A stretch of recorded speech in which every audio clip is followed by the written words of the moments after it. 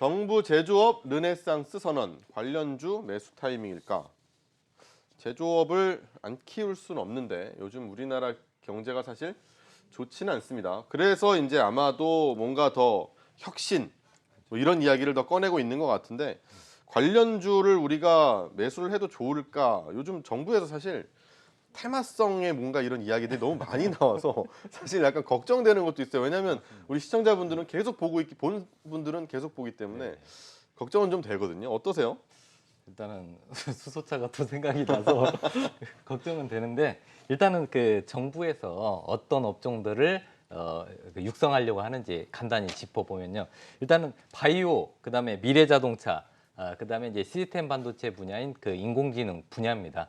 근데 이제 바이오 쪽은 아까 말씀을 드렸지만 간단하게 요약을 하자면은 한 지금보다는 좀 주가가 안정되는 3, 4분기 정도 보셨으면 좋겠고요.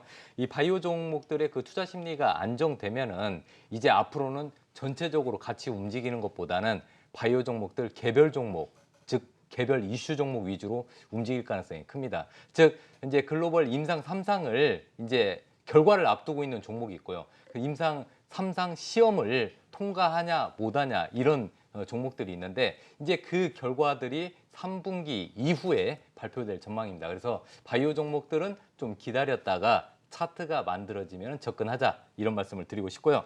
아까도 말씀드렸듯이 박윤진 대표님 말씀하셨던지 또 수급도 좀 보셔야 되고요. 자, 두 번째는 이제 미래 자동차인데 미래 자동차는 이제 아까 그 자동차 내에 그 디스플레이 얘기는 했고요. 이제 음성 인식, 뭐 그다음에 자율주행 그리고 뭐 자동 주차 시스템 그리고 디지털 클러스터. 이 디지털 클러스터 같은 경우는 아까 디스플레이 쪽을 디지털 클러스터라고 하는데 이제 그 인공지능 같은 경우는 지금 그 자동차하고 인공지능하고 결합한 이런 그 기술은 SK텔레콤, KT, 현대차가 지금 현재 협업을 하고 있습니다. 실질적으로 투싼, 현대차의 투싼, 기아차의 지금 스포티지의 그 홈투카 서비스를 지금 현재 적용을 하고 있고요. 지금은 현재 발전 단계가 굉장히 미약하지만은 실질적으로 우리나라 국내 기업끼리 협업을 지금 하고 있습니다. 그리고 이제 삼성전자 같은 경우는 자회사 하만을 통해서 지금 그 자동차용 인포테인먼트를 세계 1위로 지금 끌어올리고 있습니다. 그래서 삼성전자는 여러 가지가 이렇게 포함이 되어 있습니다. 뭐 아시다시피 5G 통신뿐만 아니라 그 자율주행 그런 기술, 네, 그리고 말씀드렸지만 여러 가지 기술을 가지고 있죠. 그래서 삼성전자 같은 경우는 좀 복합적으로 계속해서 지켜보셔야 된다고 말씀드리고 싶고요. 마지막으로 시스템 반도체 분야는 파운드리 분야보다는 일단은 설계 분야, 이제 파운드리 분야고 설계 분야가 나뉘는데 설계 업체보다는 이 파운드리에 대한 관련된 검사 장비 업체를 관심 있게 보시고요. 일단은 그 관련 종목으로는 여러 가지가 있지만 원익 IPS, 테스 그리고 그 뭐 후공정 테스트 기업인 시그네틱스 이 정도 보시면 되지 않을까 이런 말씀을 드리고 싶습니다.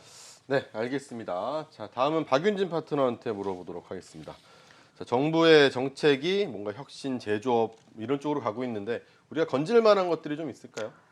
우리처럼 이제 이렇게 우리나라처럼 자원이 부족한 국가에서 제조업 중심의 어떤 경제 성장을 해야 된다는 것은 그건 정말 아주 좋은 요소라고 생각합니다. 사실 지금까지 우리가 크게 고도의 발전했던 것도 여기에 기반한 것인데요. 저는 이 취지는 굉장히 좋다고 생각합니다. 그리고 이번에 이제 내놓은 얘기를 보니까 정부의 아주 큰 예산안까지도 이제 편성이 돼 있는 것을 볼 수 있는데 이런 어떤 재정적인 어떤 예산안도 좋긴 하지만 사실은 제도적인 부분이 좀 먼저 선행되어지지 않을까라는 생각을 합니다. 지금 최근에 이제 스마트화 스마트 팩토리, 뭐 스마트화 이런 무인 공정 시스템들이 시장에서 각광을 받고 있지만 아직도 우리가 인적에 기반한 시스템과 제도를 갖추지 않는다면 이 역시 아직도 성장하기가 좀 어렵다라는 생각을 저는 합니다. 그렇기 때문에 예를 들어서 최근에 이제 문제가 많이 되고 있는 뭐 최저임금제라든지 아니면 이런 제조업사들의 어떤 가업 승계 뭐 이런 문제들도 좀 해결 좀 하면서 나라에서 이런 제도까지 보완해 가면서 예산까지 편성해서 좀 같이 맞물려서 갔으면 하는 흐름을 좀 말씀드리고 싶고요.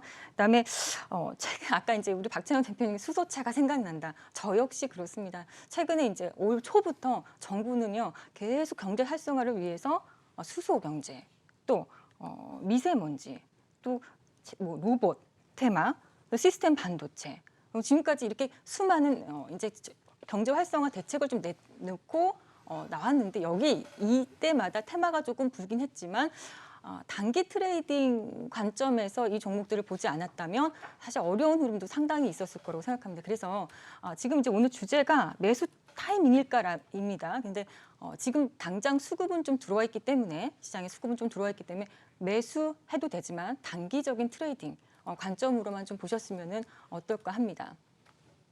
네, 알겠습니다. 자, 강준혁 파트너한테 마지막으로 물어보도록 하죠. 네. 어떠세요? 왜 이렇게 수소를 싫어하시는지. 저는 수소를 지금 저번 주부터 공략을 하기 시작을 했는데 네.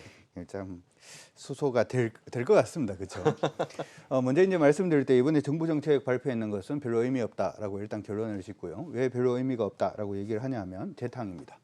재탕이기 때문에 별로 의미가 없다 이렇게 말씀드리는데 예전에 이제 그 우리나라 자동차 부품 업체들을 살린다라고 얘기를 했을 때 일단은 스마트카에 대한 얘기들이 일단 나왔었고요. 우리나라 내연기관에 집중되어 있는 자동차 회사들을 전체적으로 스마트 팩토리를 통해 가지고 일단 회사를 한번 살려보겠다. 당연히 이제 고용을 좀 증가시키기 위해서는 그런 부분이 있었겠죠.